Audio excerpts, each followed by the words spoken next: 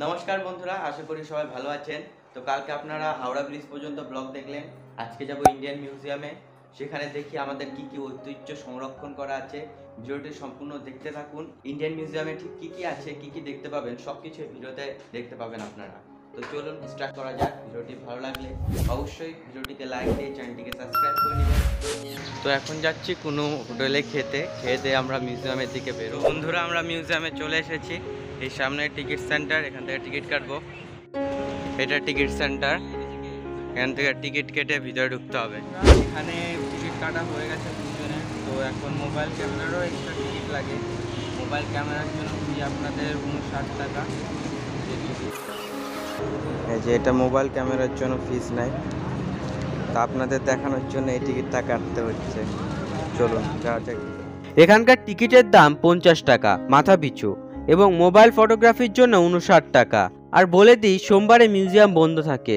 চলুন ভিতরে ঢোকা যাক। প্রায় 200 বছর আগের তৈরি এই মিউজিয়াম ভারতের সবথেকে পুরানো এবং পৃথিবীর 11তম পুরানো। প্রথম গ্যালারিটার নাম হলো ভারত। প্রাচীন ভারতের শিল্পকলায় ভরপুর। আগেকার দিনে ভারতের ভাস্কর্য শিল্প কতটা এগিয়ে ছিল তারই এক্সাম্পল। এগুলি এই যে গেটের মতো দেখছেন, এগুলি থাকতো সিংহদুয়ারে, যেগুলি মুঘল সাম্রাজ্যে খুবই প্রচলিত ছিল। এরপর গেলাম গান্ধার গ্যালারিতে। এখানে রয়েছে কিছু বুদ্ধ মূর্তি, যেগুলি দেখতে সত্যি অসাধারণ লাগছিল।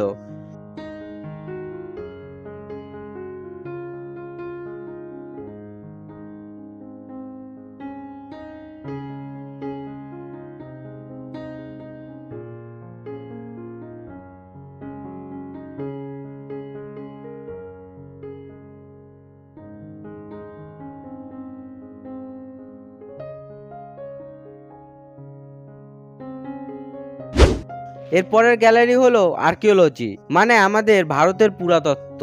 এই গ্যালারিতে অনেক বৌদ্ধ মূর্তি এবং হিন্দু দেবদেবীর মূর্তি দেখা যায়।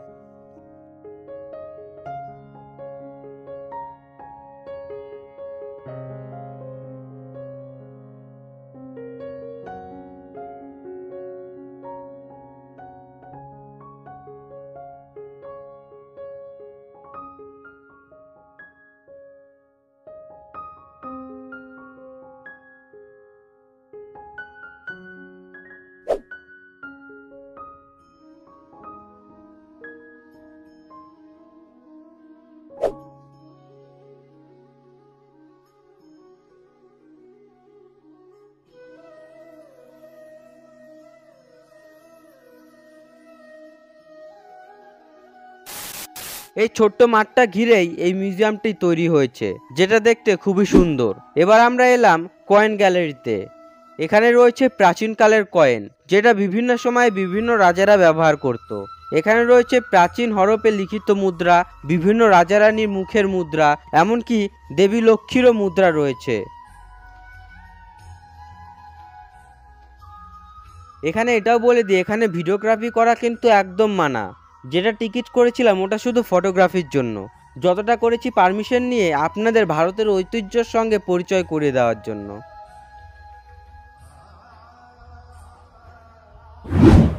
এরপরে চলে এলাম বৌদ্ধদেবের জীবনের কিছু কাহিনী এবং অমূল্য জিনিস দেখতে, যেখানে বৌদ্ধদেবের পদচিহ্ন রয়েছে, যেটি সত্যি অনেক বড় ছিল।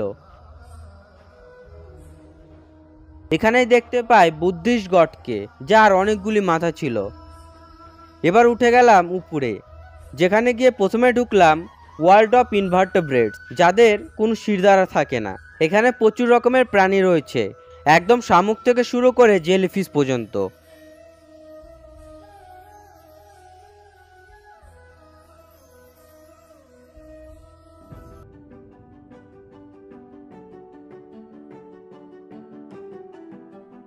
A few inches later.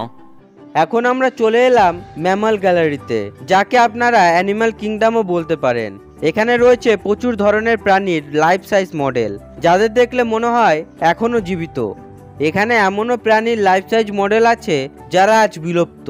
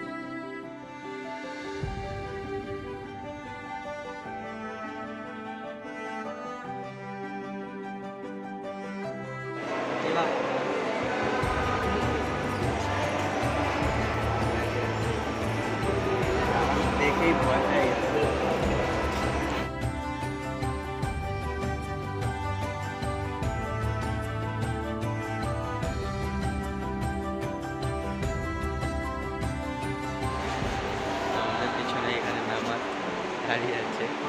দেখে তো প্রথমে ভয় পেয়ে গেছিলাম, এত বাপরে বাপ, একটা শিং মনে হয় আমার বিশাল বড়। এখানে রয়েছে একটি বিশাল ম্যামথ এবং একটি ব্লু হোয়েলের স্কেলেটন। এখন আপনারা দেখছেন যেটা বড় বিশাল আকার স্কেলেটন, ওটা আসলে ব্লু হোয়েলের রিবসের এরিয়া। দেখুন কত বড়, যেটা দেখতে সত্যিই অসাধারণ লাগছিল। অন্তত একবার অবশ্যই আসুন, নিজের চোখে দেখে অনেক কিছু শিখতে পারবেন।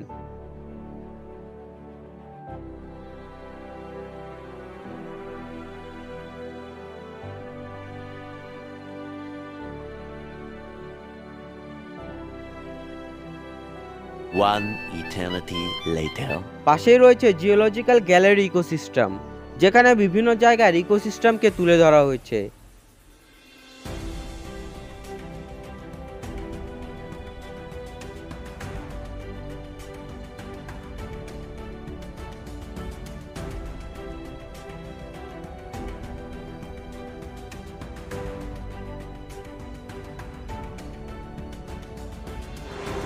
এটা দেখুন ম্যানগ্রোভ ফরেস্টের ইকোসিস্টেম ক্রিয়েট করা এখানে।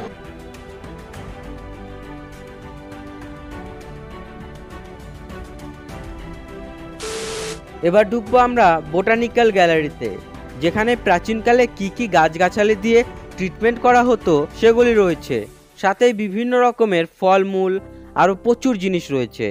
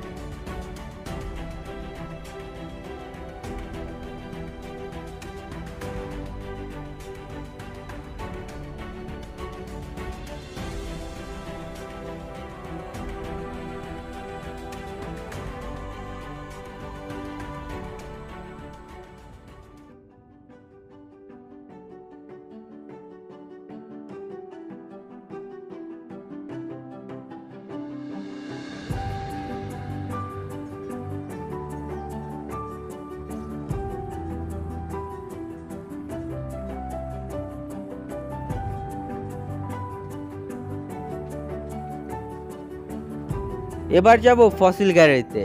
এখানে রয়েছে বিভিন্ন প্রাচীন যুগের প্রাণীদের ফসিল। ভাবলেই গায়ে কাঁটা দিয়ে ওঠে যে আজ থেকে কয়েক লক্ষ বছর আগে এরা আমাদের মতো চলাফেরা করত। এটা হলো পৃথিবীর সবথেকে বড় কচ্ছপের মডেল।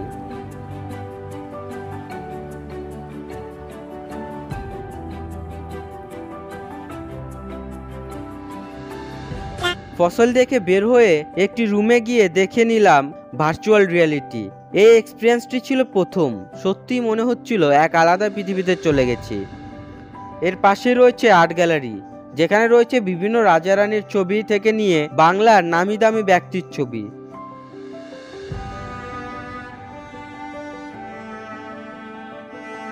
এরপরে চলে এলাম আরেকটি জিওলজিক্যাল গ্যালারিতে, যেখানে রয়েছে বিভিন্ন ধরনের অ্যানিমালের স্কেলেটন, লাইফ সাইজ মডেল শিক্ষার জন্য।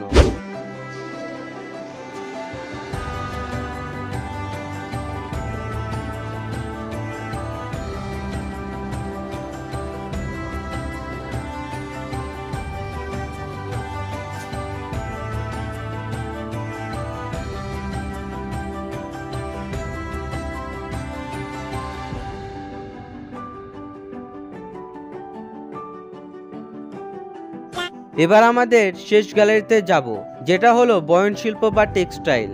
এখানে দেখতে পাবেন আগেকার মানুষদের পোশাক পরিচ্ছদ এবং অনেক রাজা রানীদেরও পোশাক। বন্ধুরা, ভিডিওটি যদি এই পর্যন্ত দেখেন তাহলে একটাই অনুরোধ করব, ভিডিওটিকে লাইক দিয়ে চ্যানেলটিকে সাবস্ক্রাইব করে আমাদের পাশে থাকবেন।